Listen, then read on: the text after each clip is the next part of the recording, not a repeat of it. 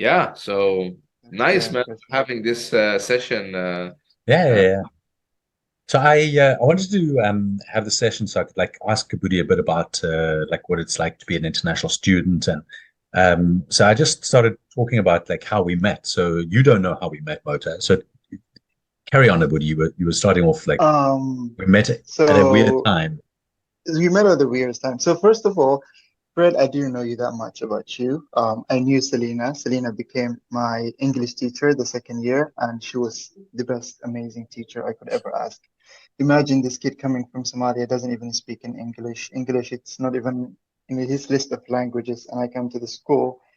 But then, so when I was volunteering, actually, COVID was the only factor that brought us, me and Fred, closer, and Fred's family as well. And I remember you guys were on campus, and I was on campus as well. We both stuck on campus. We couldn't leave. that's in And Swaziland. Yeah, that that was was in in Swaziland, Swaziland. Yeah. So and I graduated from UWC 2019 December. And December I went back home, stayed with my family, and January 2020 I came back to Waterford Kamhlaba to volunteer. And then I started like first college, I think 2020, like August 2020. So during that period, I have a like kind of gap year, like not a year, but like half a year, where I was in Waterford Kamhlaba, staying on campus, couldn't go back home because of COVID. So yeah, that's why when couldn't leave the country. I couldn't leave the campus, you couldn't Yeah, even leave the campus. That's the thing.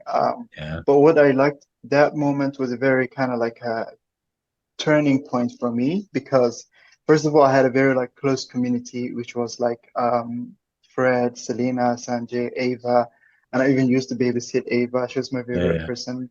yeah. Um, and I even remember basic Selena and Fred have to like stay in Babane, the town.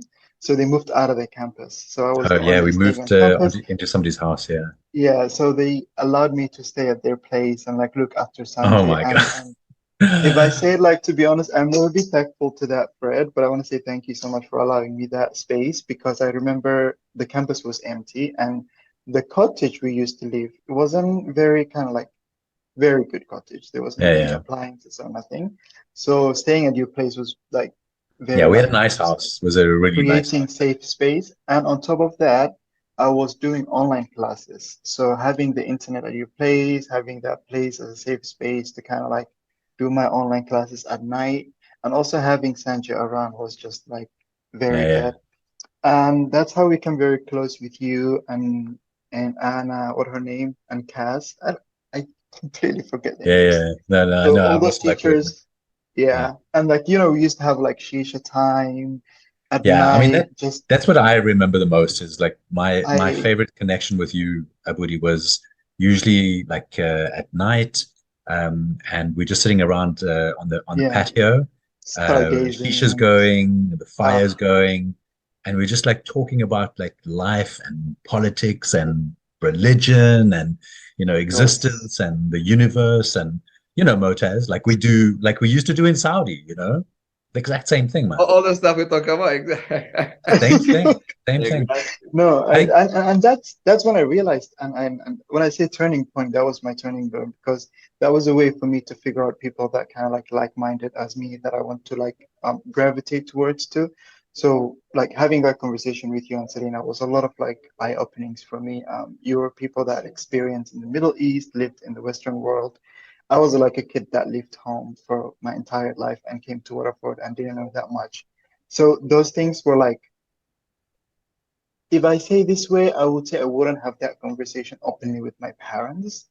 But I had that openly with you guys where I felt yeah. comfort and like safe space. So I think that's how we developed very close connection with them. And yeah, And Mota, so you understand how the school works is it's called the United World College, and the whole model of it is that the idea is to bring a student from every country in the world, bring them absolutely. together, and then they learn, they network, and the idea is that you then have future leaders that go out, and one day they become like prime ministers and leaders and policymakers who then can understand each other's cultures.